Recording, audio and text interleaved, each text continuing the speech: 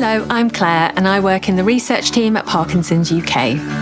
I'm absolutely thrilled to welcome you to ParkOn 2024, our free 2-day in-person and online event for the Parkinson's community to hear from expert speakers, connect with others and learn more about living well with Parkinson's. What's really special about this event is that it has been planned with a team of volunteers living with Parkinson's.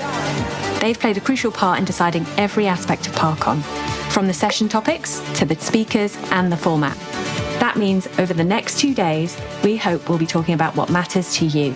Every session features fantastic speakers, including leading researchers, health professionals, and most importantly, people living with Parkinson's. And throughout the event, we really want to hear from you. Every session will include time for questions and discussion with our speakers. We also have a dedicated session on day 1, which will just be about answering questions from the community on any topic. So please get involved and raise your voice. We really want to hear from you. Thank you so much for being here with us. I hope you find ParkOn helpful, interesting, and inspiring. Hi everyone, I'm Claire, who you just saw. I'm here just to do a very quick welcome. Thank you all so much for being here. A couple of little bits of housekeeping before we start. So first one, we're going to have a little bit of flash photography, so hopefully that won't be off-putting for anybody. Second one is we've got some wonderful speakers here to talk about revolutionary research with you today. Before I hand over to them, I just wanted to say we will have questions at the end, so hold your questions till the end. If you're online joining us, please use the Zoom chat to raise questions, and we will answer as many as we can at the end. For questions, though, please note that we can't answer any sort of personal medication-related questions, so please try and avoid asking those in the session and hold those till you get outside, and we'll happily take them. Okay, with that, I would love to hand over to wonderful Shafaq, who will welcome us all to Leeds as our native Yorkshire lady. Thank you.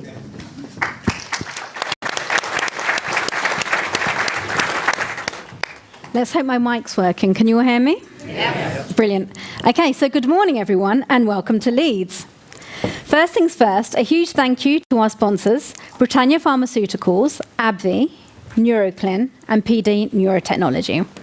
Now that's over and done with, let me introduce myself. For those who don't know me, my name is Shafaq. I'm a person with Parkinson's, living and working in West Yorkshire.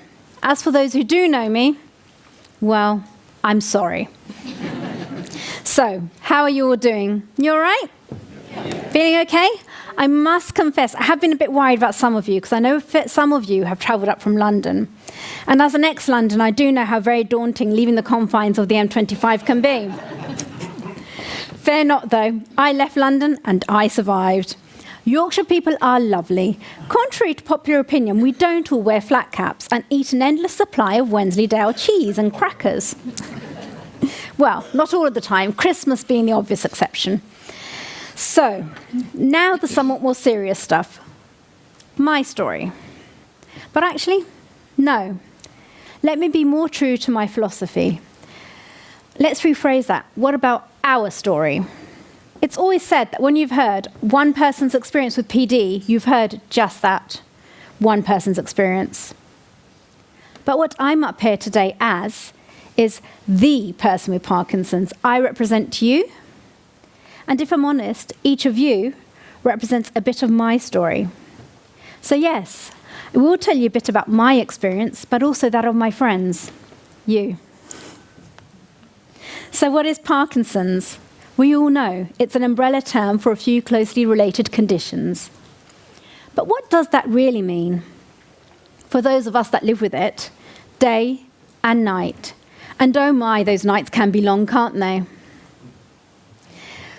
My X friends assure me it's pretty normal for a Parkinsonian, I'm not sure that's even a term, but I use it, to not sleep.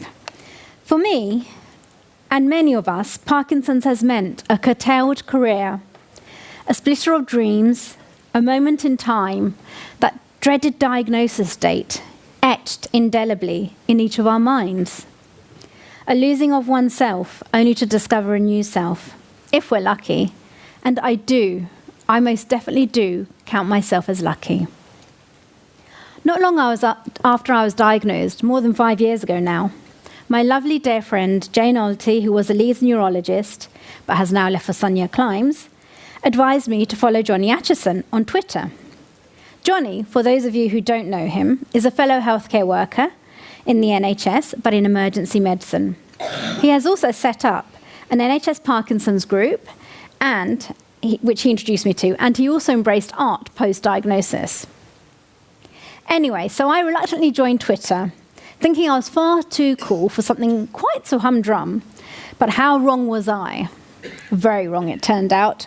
I'll be honest, my Twitter and now Instagram friends as well, you know who you are. I refer to you as a Twitterati. You have saved me, provided solace, a mirror to hold up, and more than anything else, camaraderie. I thank you from the bottom of my heart. And that's one thing Parkinson's is most definitely good at, teaching. I didn't realize that my heart could hold so many emotions, nor that I had the ability to stand up and talk in public. What do you know? In reality, I hadn't understood how small convention had made my world. My life was my family and dentistry. I'm a dentist, for those who don't know. And now it still is. But it is also so much more. And sadly, not all of it is good.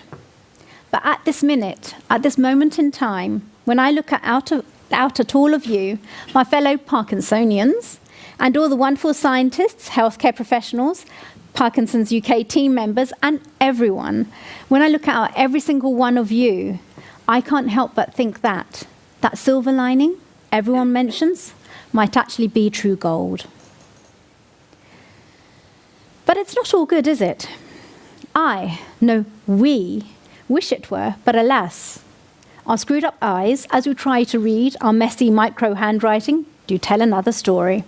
As we turn in bed, or regret our inability to do so anymore for the 100th time, while the mythical creature that is deep sleep eludes us yet again, our bodies scream, pain erupting as the dystonia kicks in once more.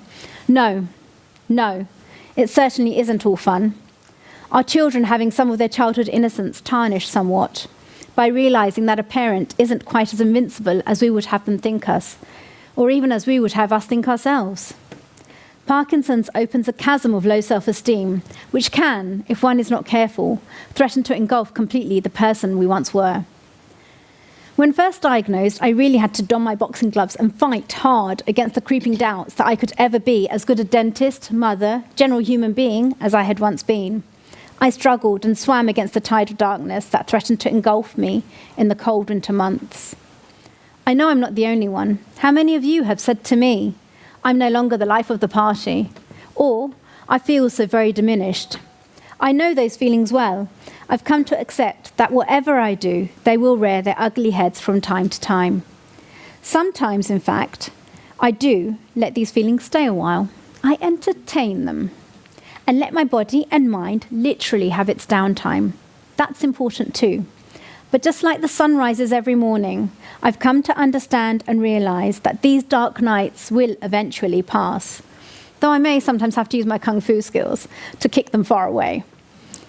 That's really what I wanted to convey today, the story of each of us, and I wanted to remind each of you and myself that we must try not to borrow troubles from tomorrow. Enjoy today. We may well have good and bad times, we may well feel broken, but we must continue. It's not so much a fight as sheer bloody-mindedness.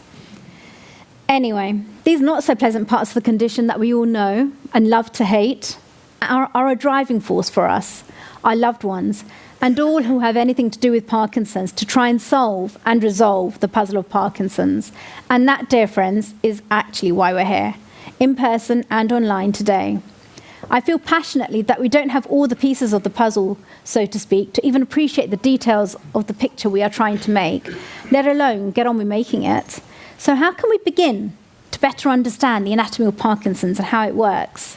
Well, I'm not going to try to tell the researchers what to do, but the rest of us can do one very important thing to help: partake in research. Now, I must say, standing here before you today, I get the feeling, at least I hope, that I might be preaching to some of the converted. I suspect some of you have done research, or taken part in research. To those that haven't, don't worry. Just put yourself forward to be added to the Parkinson's UK's research network. They send out a comprehensive weekly email, and the research can be as simple as a questionnaire. You don't always have to go to sites. It can be very simple. So what else can be done? We need to encourage others to get involved too, people without and with PD, people from different ethnic groups, different age ranges, geographical locations and socioeconomic groups, etc., etc. Everyone is important. Everything is important. We need your support to encourage yourself and others to partake. So please, please spread the word. Take part in research. Ask people you know to take part. Ask your local MP to raise the questions of funding Parkinson's research up PMQs, Prime Minister's questions. Shout loud that Parkinson's is the fastest growing neurological condition, and that presently, not that it's a competition, the amount of hard cash spent on researching Parkinson's versus other neurological conditions is not really comparable. We have to look out for ourselves and each other. And we have to help those trying to research how to slow, stop, or even reverse this condition. We must keep on going. On that note, I'd like to finish by reading a few lines from The Sun and Her Flowers, a collection of poems by one of my favourite modern-day poets and illustrators, the inimitable Rupi Kaur. "This is the recipe of life," said my mother, as she held me in her arms as I wept. "Think of those flowers you plant in the garden each year. They will teach you that people too must wilt, fall, root, and rise in order to bloom. And so we Parkinsonians will also learn to bloom again too, perhaps with the help of new research findings." With that, I'll hand over to Professor Camille Carroll, who is, to me, one of the best role models for my nieces, an incredibly hard-working scientist and neurologist to whom I definitely owe a debt of gratitude for her hard work in advancing Parkinson's research. Thank you, and thank you to you all. Thank you.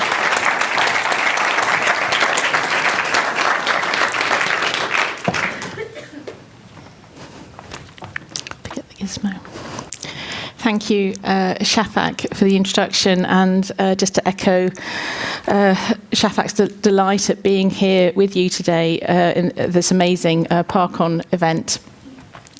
And what a powerful story that I know is echoed throughout the room, and it motivates me to do what I do. So I'm very pleased to be here today to talk to you about some of the advances in research and how you can participate. So what I'm going to do, so I'm struggling just a little with my varifocals, is talk about where we are now in the terms of research, where we're going, and then I'll touch on how to take part. I'm a professor of clinical neuroscience at Newcastle University, but for those of you who know me, you'll know that I hitherto and still in part also work at Plymouth, at University of Plymouth and University Hospitals Plymouth Trust. So what I'm going to talk about is where we are, what's new, and how to take part. So where are we now in research? So I'm going to encourage you to look at this fantastic publication. I'm sure a lot of you are already familiar with it. This is published every year by Kevin McFarthing and colleagues. And it's published in the Journal of Parkinson's Disease, and it provides an update of the current trials that are taking place in Parkinson's globally. And each year there is a diagram similar to this one, outlining on the top there you can see it says disease-modifying therapies, and across the bottom of the slide, but the bottom of the circle you can see it says symptomatic therapies.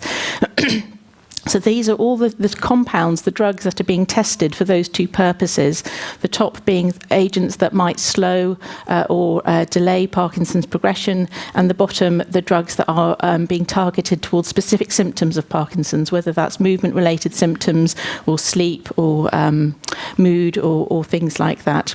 The other thing you'll notice around the side, the edges of the circle, are the words phase 1, phase 2, phase 3. So these are the stages of trial that drugs have to go through in order to eventually be licensed to be something that as doctors we can prescribe in the clinic. Phase 1 being those earlier studies to check that the drug is safe in humans and safe in Parkinson's disease. Phase 2 studies are looking for an early signal that the drug might work, might be doing something helpful in that space.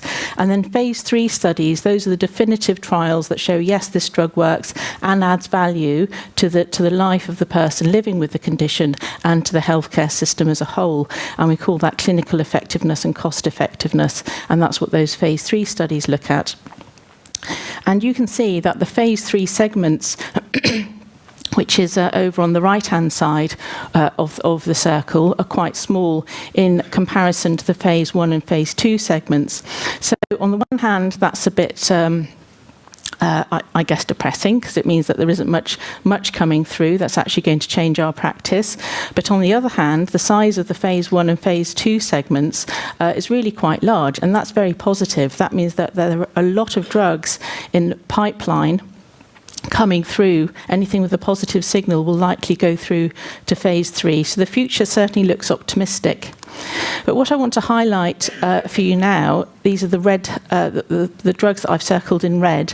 These are the trials, the phase 3 trials that are taking place in the UK. So the UK is not inactive in this space, and that again is really positive.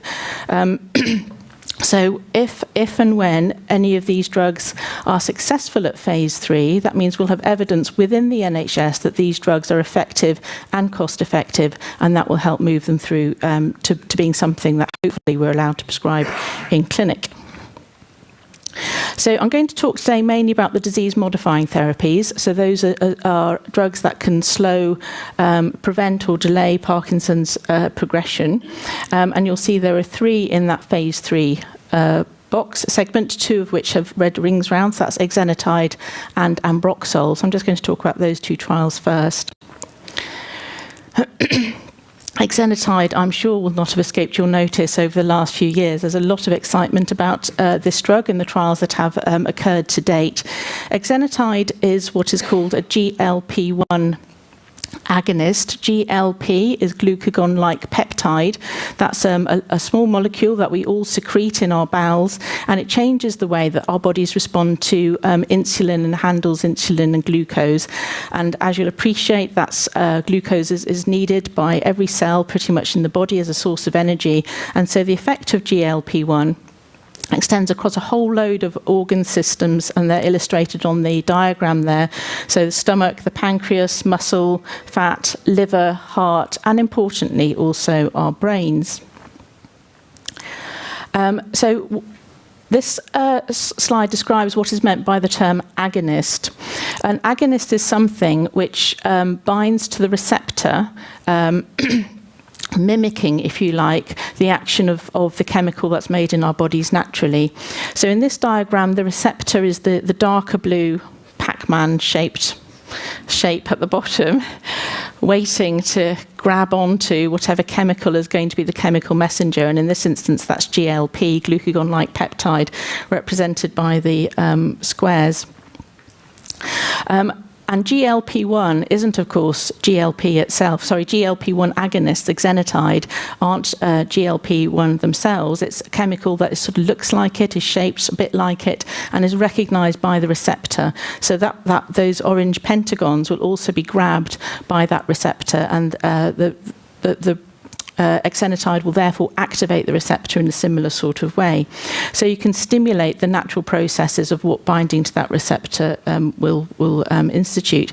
And exenatide is a drug which is given by injection and has been trialled a couple of times in Parkinson's disease, and is now going through the third and hopefully final trial. So these are the results of the second trial. Exenatide PD2, and all of the exenatide trials, as I'm sure you're perfectly well aware, have been led by Professor Tom Fultony, based at UCL. And this was the trial that created a lot of excitement, because it's quite a strong positive signal that exenatide might be doing something helpful in Parkinson's disease.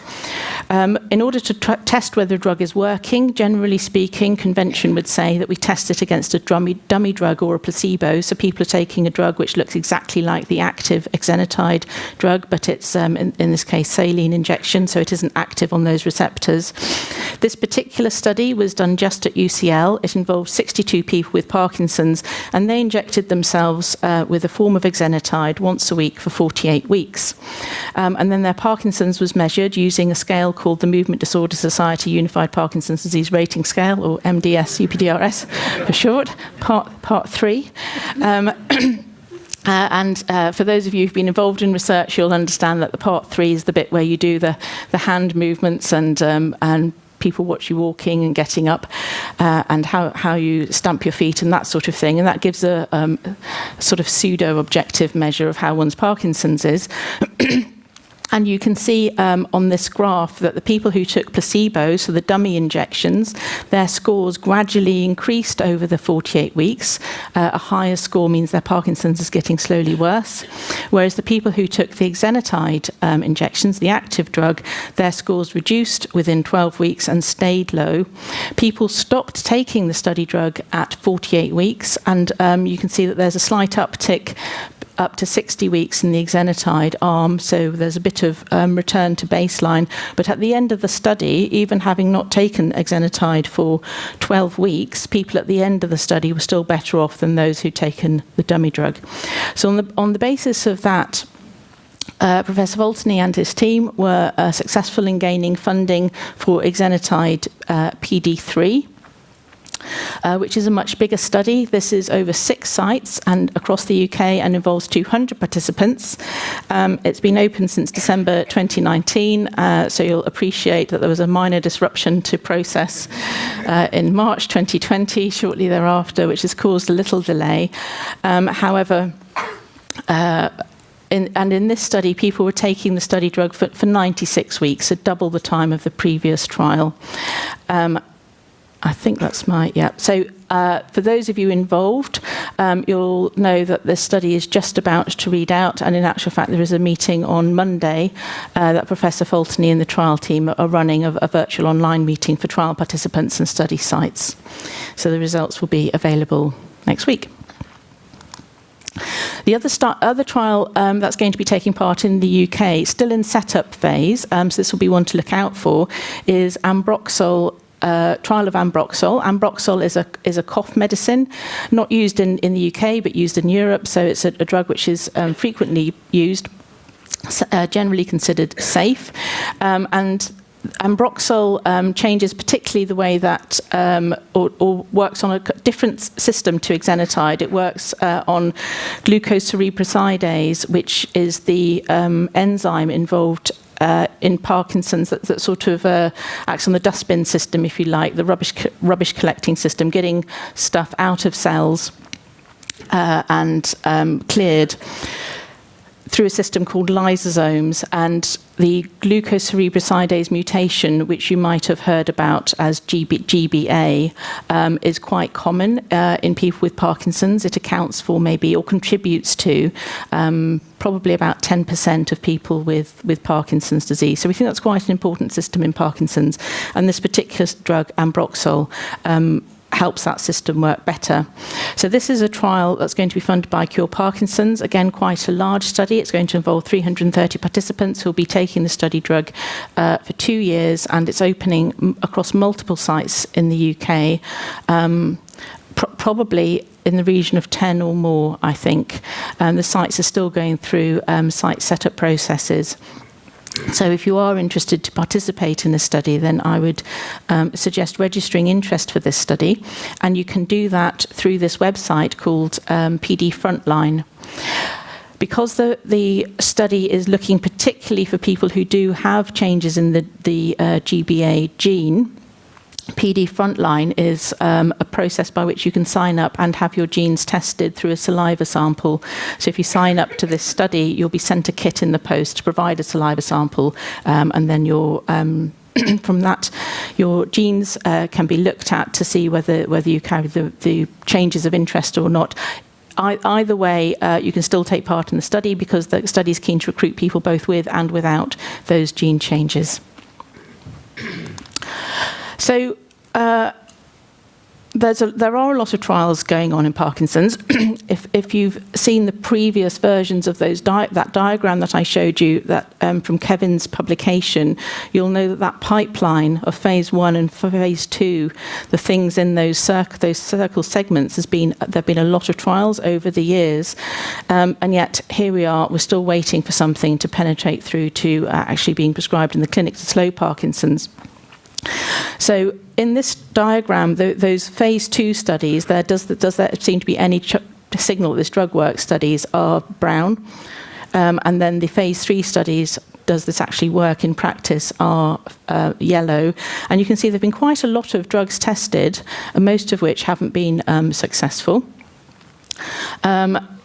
And each of those, along the bottom, the x-axis there at the bottom, that's years. And you can see that going from the start of a phase 2 to the end of a phase 3 is quite a lengthy process. That takes in excess of a decade, and it's hugely expensive. And really, this isn't a very efficient way to get therapies through into practice. If each of those pipeline compounds that I showed you on that first circle slide takes 10 years to get through to an answer, that's not a very efficient way to do trials. And really what we're doing, for each trial, we're building a separate stadium. As I described to you, the exenatide trial involves 6 sites. The ambroxol trial is going to involve many more sites. Just to set up that single trial is a huge undertaking. When the trial ends, the whole thing is dismantled, and we have to start again and build a whole new stadium to run another trial. So much more efficient would be to keep the stadium, play all our matches in that stadium, and actually multi-purpose the stadium and use it for several different sports and uses.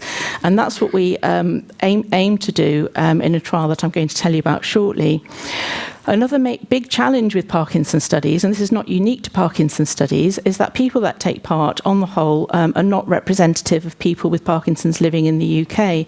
And this is because of the way that we routinely and traditionally have designed our studies. They're not particularly accessible.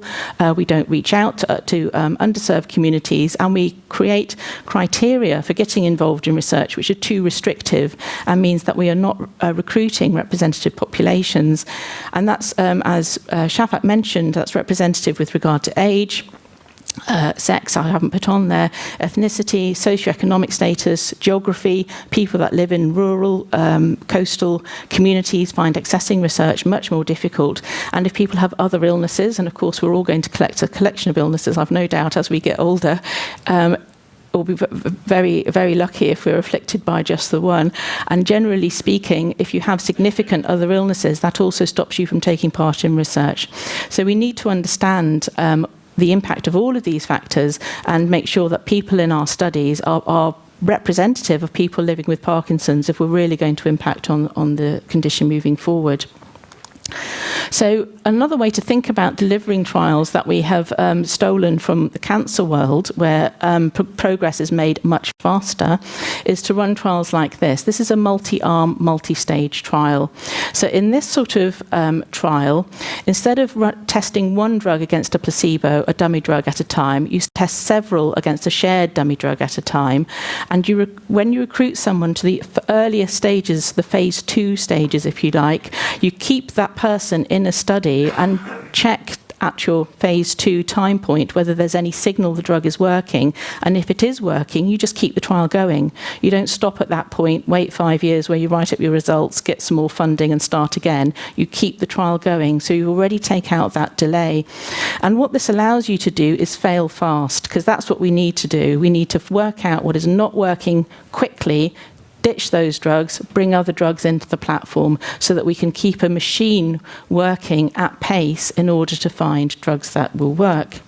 And you can see in this diagram, the x-axis is along the top. So within 5 years, we might have tested got definitive no answers for, can't add up, eight drugs there. So there is no way that we'd have been able to do that in 5 years with a traditional approach.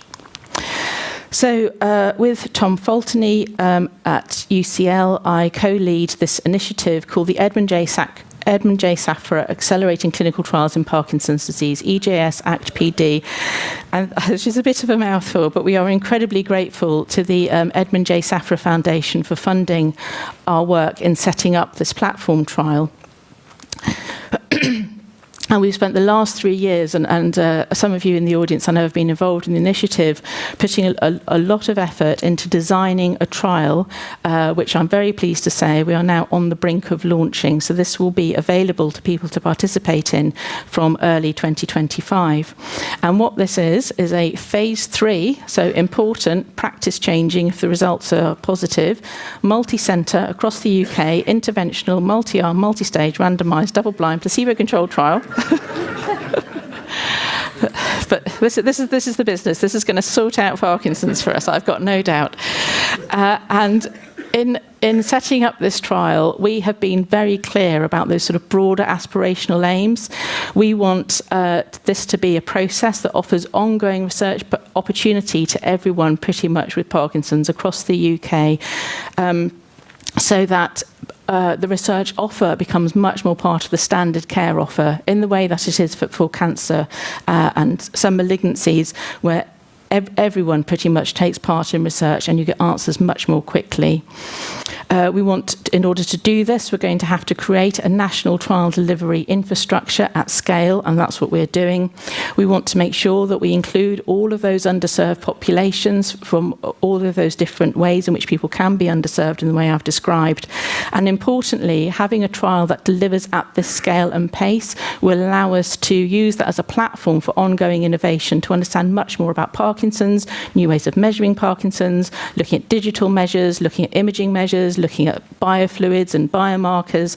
The potential to use this platform for ongoing learning and innovation is huge, and we're not going to waste that opportunity and the valuable donation of everyone's data, time and samples as they take part in the trial. We've had central to the whole trial design has been the voice of people with Parkinson's and their care partners. When we designed the trial, we had working groups, treatment selection, funding, what outcome measures we were going to use, how we were going to design the trial, the infrastructure we're going to set up. We had people with Parkinson's involved in each of those discussions, and a separate group which was chaired by Kevin McFarthing to ensure that the shared learning across those groups could be maximised. And then understanding that fantastic though it was, and hugely helpful to have those voices, because they did change our trial decisions for sure, but we wanted to reach out to other people with Parkinson's, so we also set up a wider PPIE network of about 35 people with Parkinson's that were there on the end of email to do surveys when a question needed a broader response. And then in order to get a more inclusive or diverse, I should say, voice in the room, we also established a community advisory panel for people from underserved communities living with a chronic health condition, not necessarily Parkinson's disease, but to give us insight into how to deliver a trial and what works for people in those communities. So this is our trial. You'll see it looks similar to that infographic that I showed you of the multi-arm, multi-stage trial.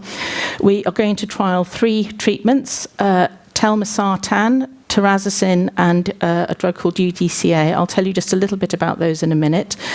And these 3 treatments will be trialled against a shared placebo or dummy arm. Everyone taking part in the study will be on study drug for 3 years. We need to have 400 participants in each of those study arms. So with 4 arms, we need 1,600 participants overall. The trial is going to be delivered across 40 UK sites. And everyone will be taking study drug for 3 years. So with the recruitment to get up to that 400 in each arm, plus the 3-year follow-up, we're hoping, if everything goes through, that we'll get answers in about 5 to 6, well, more likely 6 to 7 years' time, which feels like a long way away. But on the plus side, we are going to be doing these early checkpoints. You can see at sort of 2 to 3 years in, 3 to 4 years in. And if we get a signal that those particular drugs aren't working, those arms will be stopped and new arms will be brought in. And we aim to bring in a new arm at least one every year to keep the machine moving forward.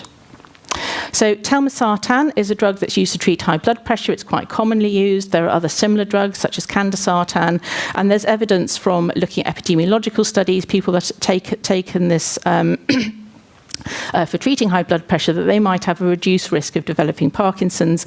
And there's evidence from animal studies and cell culture work that telmisartan can reduce inflammation in the brain, which we think is important in Parkinson's, and stops alpha-synuclein, the protein involved in Parkinson's, from clumping together. There's also been an early clinical study involving candesartan, which did show a positive signal. Terazacin is a drug that's used to treat prostatism in men, and also is a blood pressure treatment. Again, there's data from epidemiological studies that people who are taking terazacin might have a lower risk of developing Parkinson's. Terazacin works by supporting energy production in the cell, works on the mitochondria. We know that mitochondria are very important in Parkinson's. Those are the energy-producing powerhouses within cells. And again, there was a signal that this might be helpful in an early clinical study.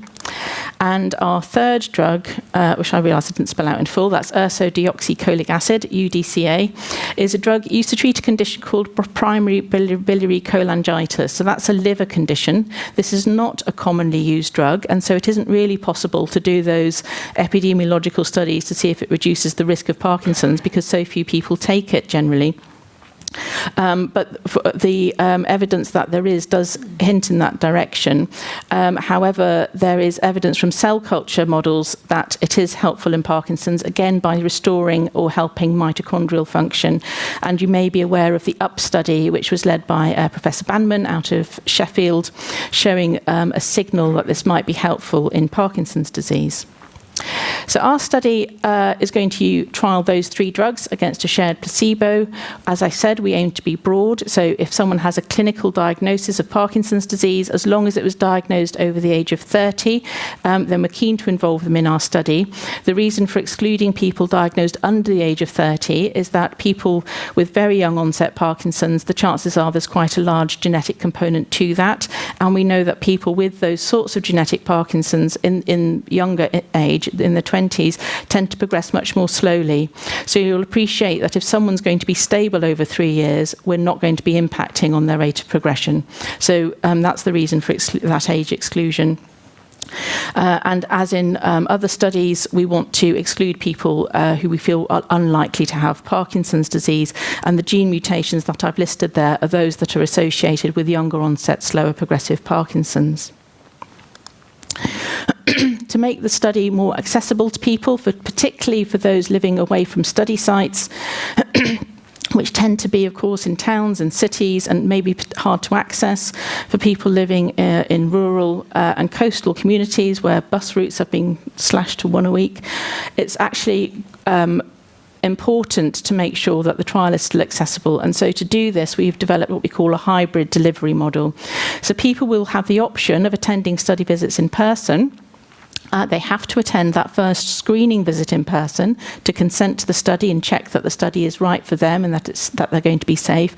But thereafter, the whole trial could be delivered completely remotely or through a video platform. And we think that hopefully this will make the trial much more attractive and accessible for a lot of people. Of course, that introduces other challenges, and we're working hard to mitigate those, not least connectivity issues in those same communities. Of course, broadband and telephone reception isn't quite the same in those rural and coastal locations, but hopefully we can come up with workarounds. And we're working hard to do that, so introducing, for example, a paper option if there is no broadband connectivity for some of the measures that we're collecting. For a lot of sites, one of the challenges in opening up a study is capacity of the pharmacy. So for a study site to be active, in a traditional trial, the hospital pharmacy would dispense the study medication to patients. And of course, this introduces a barrier, a capacity barrier, if that pharmacy is overstretched. Pharmacies are generally overstretched, and this is a real limitation to sites opening. Because we want to have sites across the UK, we've taken pharmacy out of the equation. We're going to have a central pharmacy that's going to send drug directly to patients' homes.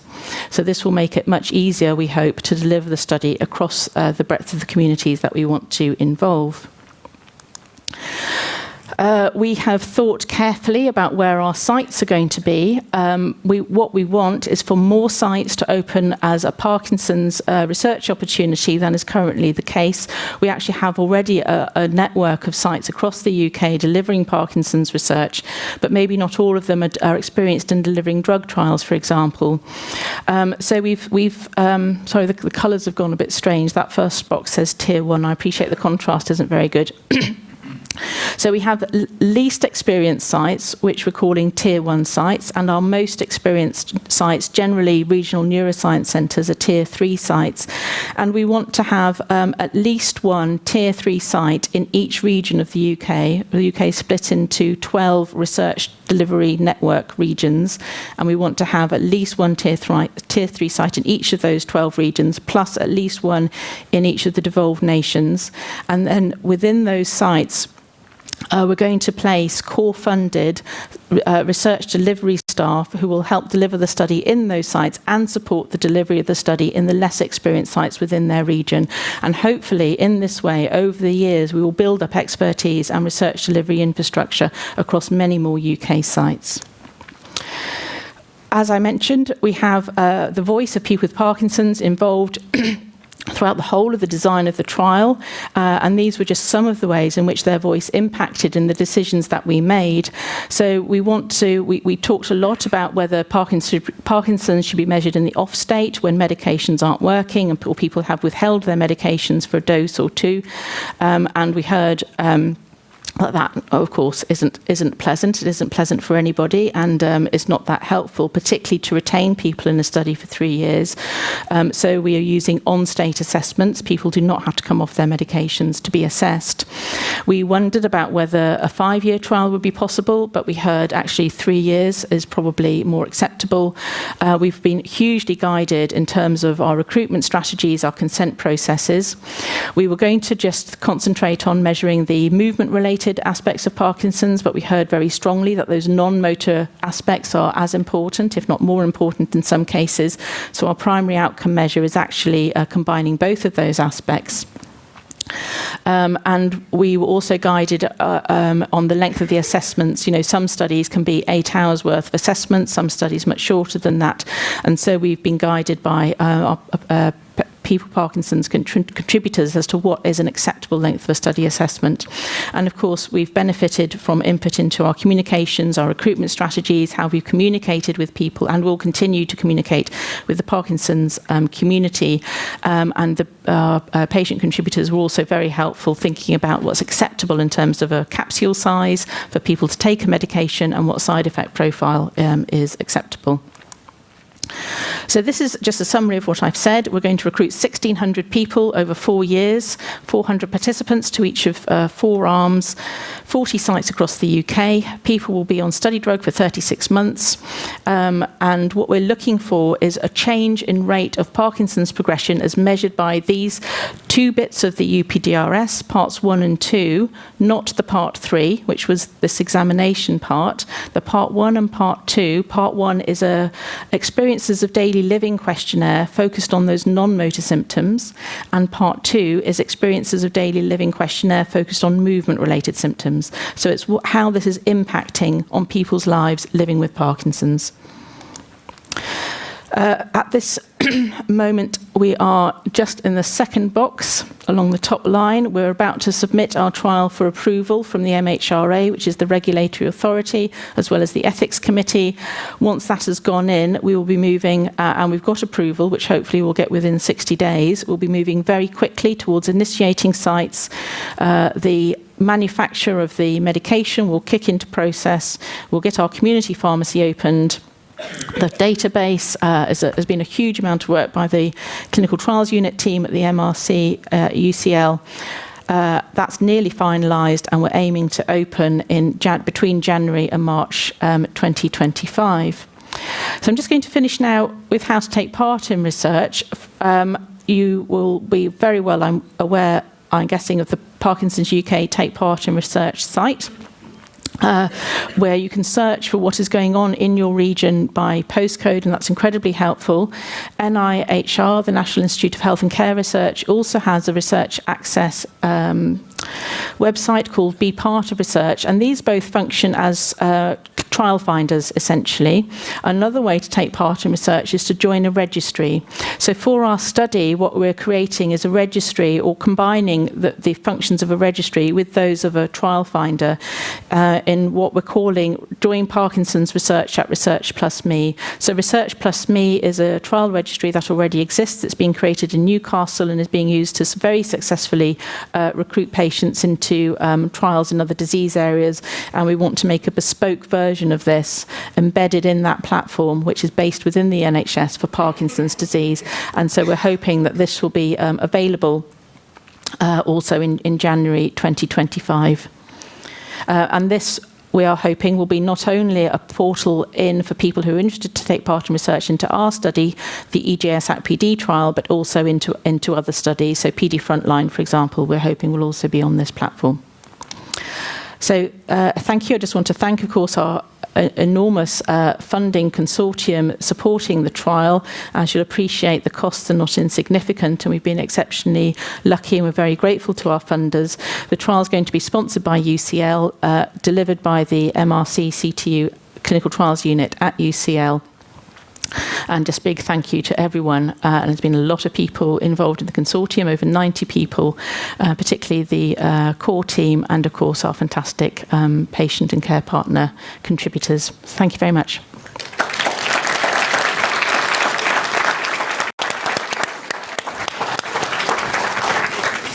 We're going to take questions at the end, so it's my absolute delight now to hand over to Richelle, who's going to tell us about her work, and particularly her work looking at the impact of Parkinson's for women.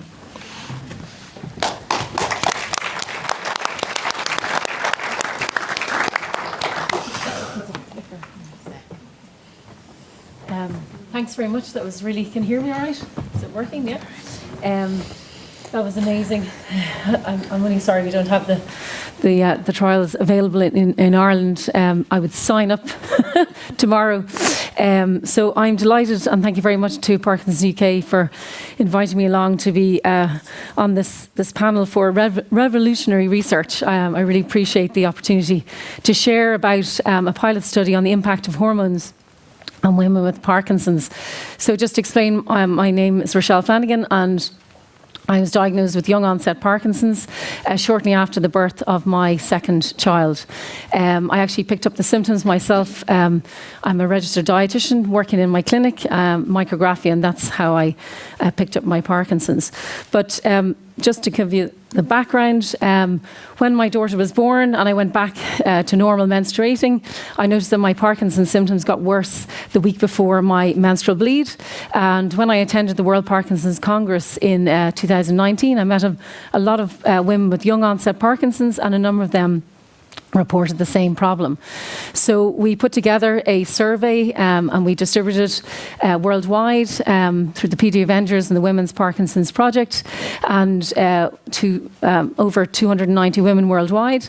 And 86% of those women said that their Parkinson's symptoms were worse the week before the menstrual bleed, 49% during their menstrual bleed, and 9% after that. So also there have been follow-on surveys which have shown that women have reported that approximately 40% of women reported that their medication was less effective during these times in a menstrual cycle. And also, on average, 90% of women reported that neurologists did not discuss the potential impact of hormones on their Parkinson's symptoms. Other surveys have been followed on from the survey we did through the Val Hebron group in Spain, through the Michael J. Fox Insight platform, and also through the Radboud Centre in Holland. And basically the summary of the reports from these surveys were that a third of women report worsening of their symptoms during menopausal transition. 2/3 of women report an increase in severity of their symptoms after menopause. Many symptoms related to menopause are actually hard to distinguish from Parkinson's symptoms, because a lot of them are similar to non-motor symptoms of Parkinson's. So menopausal symptoms include anxiety, depression, brain fog, inability to concentrate, sweating, difficulty multitasking, pain, fatigue.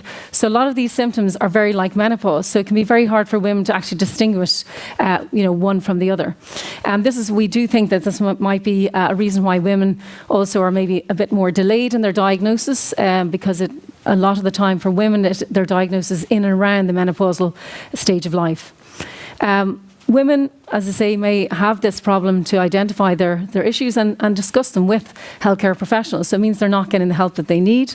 And we need to, it's important to change the current lack of engagement of neurologists around this topic. Because at the end of the day, I don't know if you're aware, but 40% of the people living with Parkinson's are women.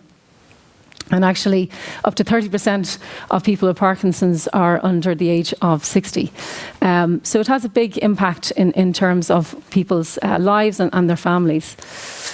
So basically, what we wanted to do was we wanted to have a way that women could be able to share their experience with neurologists, and also we wanted to develop prospective research, because unfortunately the surveys aren't enough to get clinical guidelines to help tailor treatment for women with Parkinson's.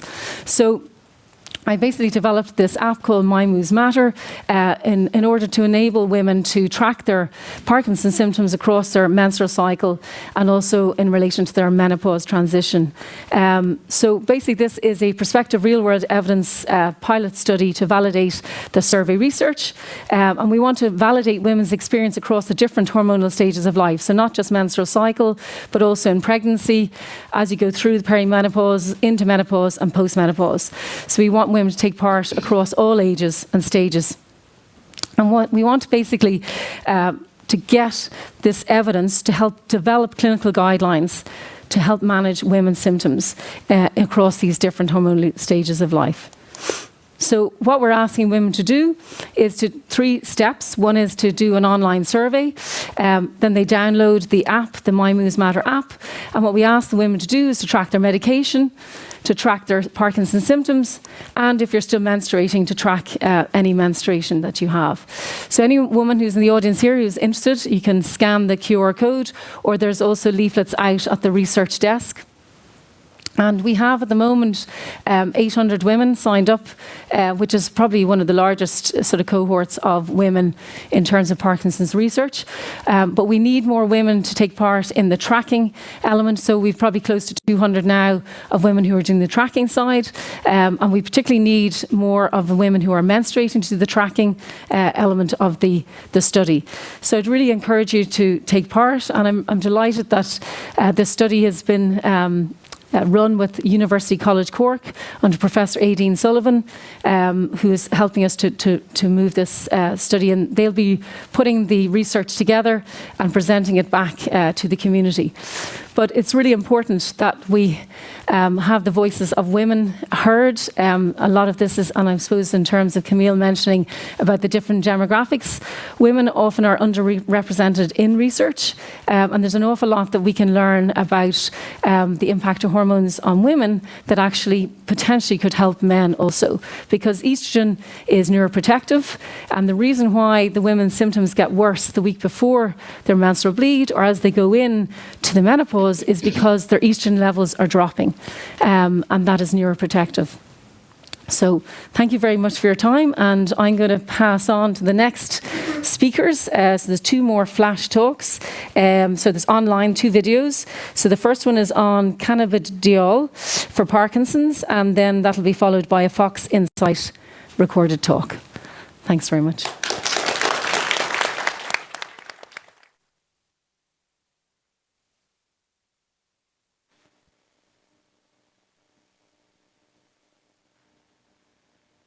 Hello and good morning. I am Dr. Sagnik Battacharyya. I'm a consultant psychiatrist and a professor at King's College London. I'm going to talk to you about the CAN-PDP study, or Cannabidiol for Parkinson's disease psychosis study. Please find our contact details and websites where you find a bit more about the study here. So why are we conducting this trial? As many of you will know, people with Parkinson's can have unusual experiences. They may see or hear things that are not there. They may also believe things that are not true. We refer to these as Parkinson's psychosis. Typically, if these symptoms are severe, they are treated with medications that work by blocking dopamine receptors in the brain. They are called antipsychotic medications. However, they generally do not work very well for Parkinson's psychosis and can also make the motor symptoms of Parkinson's worse. Therefore, there is a need to find more effective and better tolerated treatments. So we want to find out whether cannabidiol or CBD can be an alternative treatment to the treatments that we have currently available. That brings us to the question, what is cannabidiol? Cannabidiol or CBD is a chemical that is naturally found in the extract of the cannabis plant. There are many other chemicals in the cannabis plant, though people mostly talk about delta-9 tetrahydrocannabinol or THC and cannabidiol or CBD when they talk about cannabis. THC can cause addiction and may increase the risk of developing psychosis. So we can think of THC as the bad bit of cannabis. CBD, on the other hand, is not addictive, and we can think of it as the good bit of cannabis, as it seems to have some uses as a treatment. So what do we want to do in the CAN-PDP trial? We want to test a few things. We want to know whether CBD is safe and tolerated well by people with Parkinson's. We already have some preliminary data that it is, but we want to look at this in greater detail. Next, we want to know whether CBD can be useful in treating psychosis in people with Parkinson's. Based on what we already know, we think that it will be useful, but now we are testing this formally. To answer these questions, we aim to study about 120 people with Parkinson's psychosis. Half of them will receive a CBD pill, and half will receive a placebo or inactive pill. Neither the participants nor we, the researchers, will know who is getting what until the end of the study. Participants will receive the treatment for 12 weeks, and the dose of CBD that we have chosen is 800 milligrams per day after previously testing a range of doses. We know that this dose is generally tolerated well by people with Parkinson's psychosis. At the end of this study, we will have a much better idea if CBD works better than a placebo pill, and we will also have an idea about how it might be working. So, who can take part in the CAN-PDP trial? There are a number of criteria. However, the key ones to note are anybody who is at least 40 years of age and has Parkinson's and also experiences symptoms of psychosis that started after the onset of Parkinson's can take part. We also need a reliable carer for the individual who is taking part in the study, and they can be on any treatments but should not be taking an antipsychotic called clozapine. So what does taking part mean? As part of the study, there will be a number of study visits. Some of the details are here, but you can find more in our website. During these visits, we will carry out various assessments with both the patient and their carer. We have tried to make the study procedures as flexible and as we can to make it easier to take part in the study. The study has been underway for some time now, and we have reached nearly the halfway mark. So we have in the study. So the study is running across NHS sites in England, Wales, and Scotland. Please find them in this map. You may also want to have a look at one of our study participants talking about their experiences of taking part in the study. We have included a link to that, and we hope you will find that useful if you want to find out a bit more about the study. Thank you very much for listening.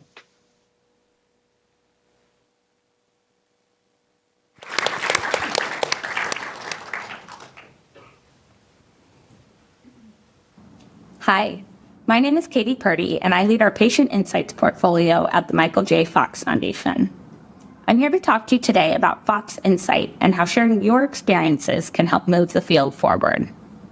At the Michael J. Fox Foundation, we collect and use patient data in several different ways. Some studies gather clinical samples from patients to better understand the disease biology in different populations.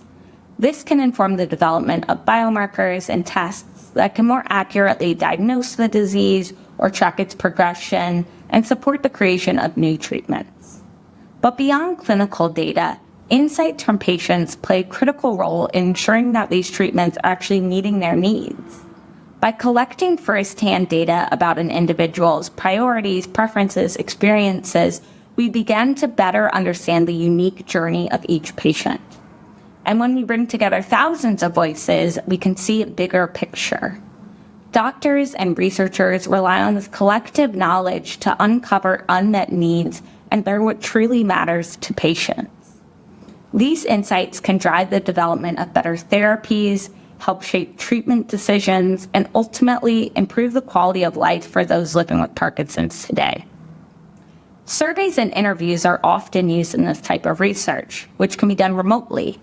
This gives us a unique opportunity to hear from a group of more diverse people, including those who are unable or unwilling to participate in traditional in-person clinical trials. Since 2017, our Fox Insight study has been instrumental in collecting information directly from the Parkinson's community and giving us valuable insights into the lived experiences. We're excited to share more about this study with you today and how you can contribute. Fox Insight is our online clinical study that you can join and participate in from the comfort of your home. It's an observational research study, meaning you contribute data but don't receive an experimental drug or treatment.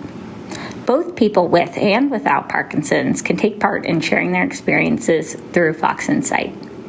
As of today, more than 55,000 people have already signed up. The study gathers information directly from participants over time using online surveys. There are routine study visits every 3 months, which consist of surveys about one's ongoing health, their symptoms, and lifestyle. There are also special one-time surveys to learn more about relevant topics of interest.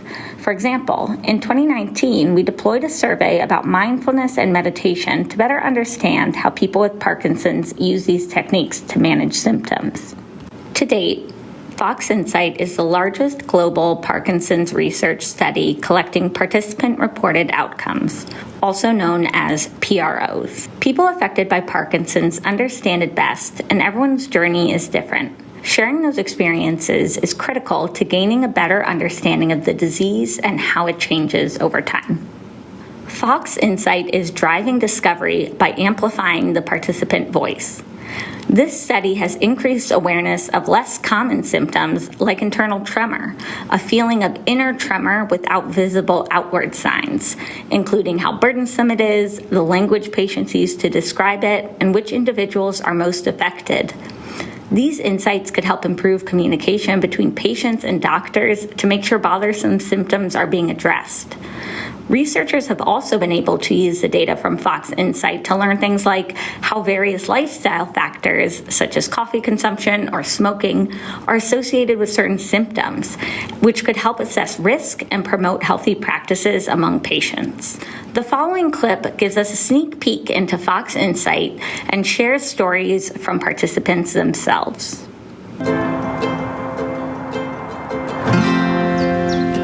I don't want to just sit back and wait for somebody to solve my problems for me. If I can help, I'd like to help. And I think I can do that with Fox Insight.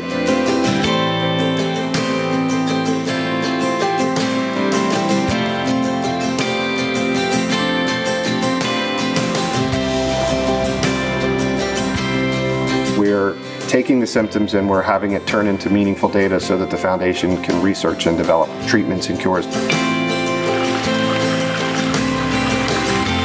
If you're a patient with Parkinson's disease or a caregiver, a family member of someone with Parkinson's, I encourage you to participate in Fox Insight.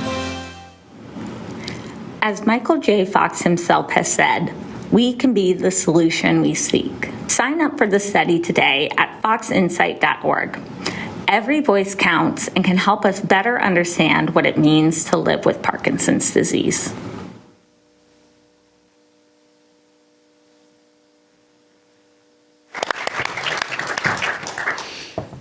We've now got some time to take some questions. If you'd like to raise a question in the room, raise your hand and a member of staff will come to you with a microphone. Please wait for the microphone before asking your question, otherwise no one will hear you. We'd like to cover as many questions as possible, so keep your questions brief and to the point if you can. So do we have any questions from the online audience, Claire? Hello. Oh, my microphone works. Yay. We do. So quite a few for Camille.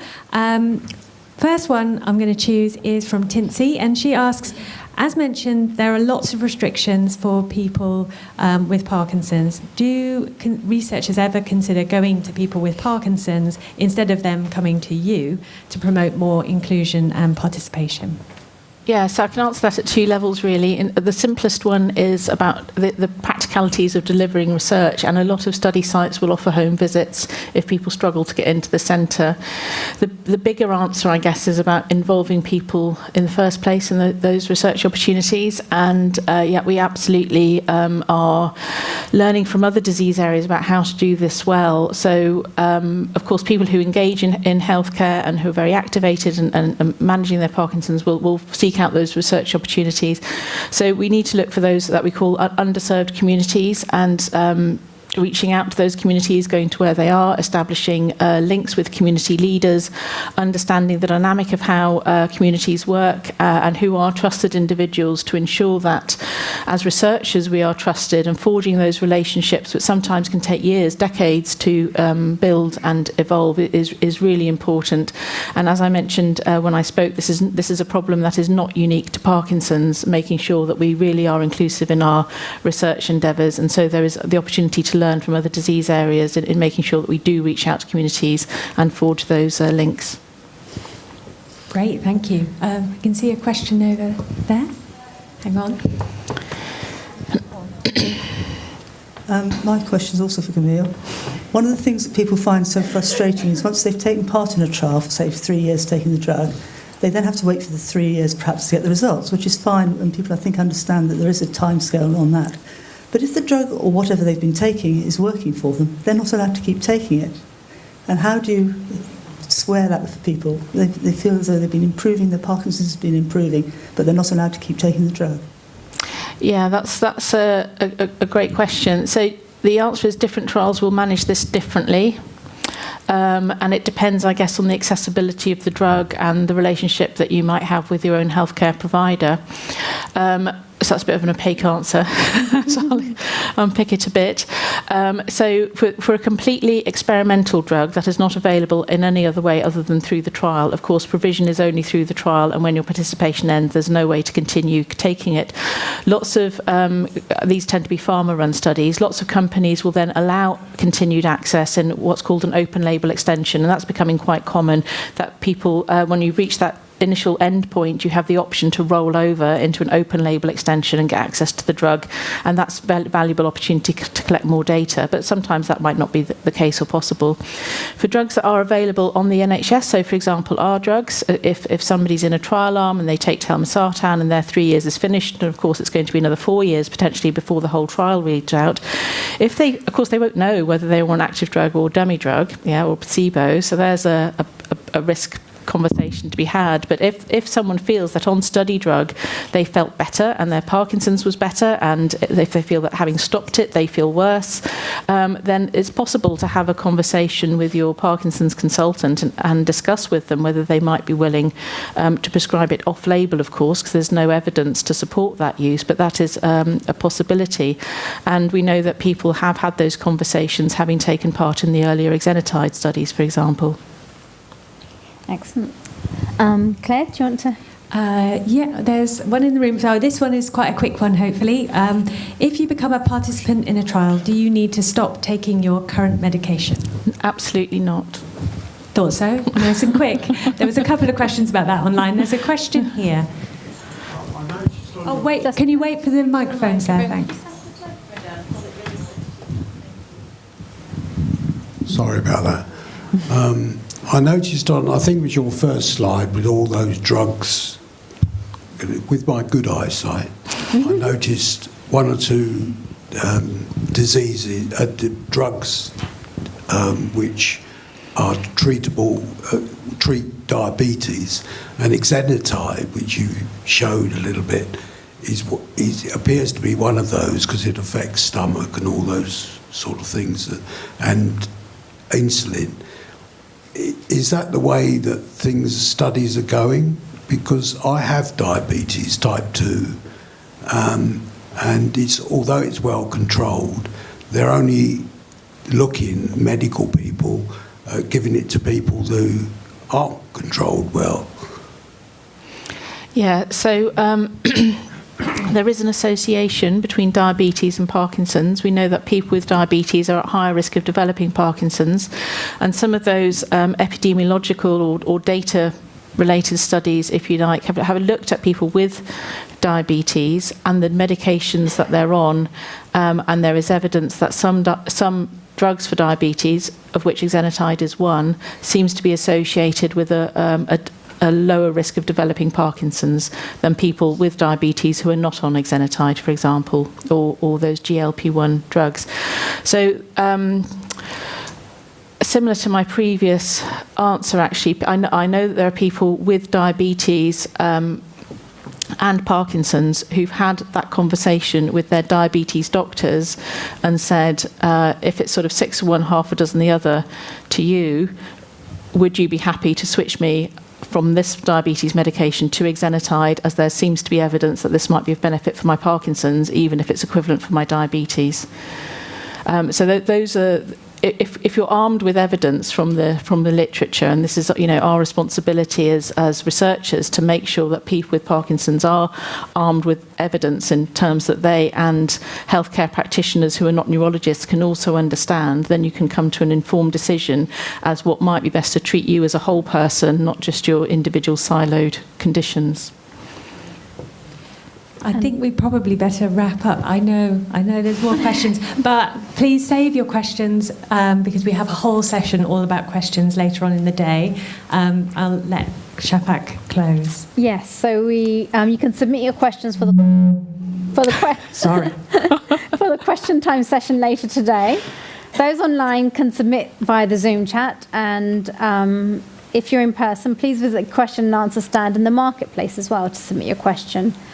Thank you to all the speakers. Also, thank you, the audience, online and at home, online and here, for your attention and questions.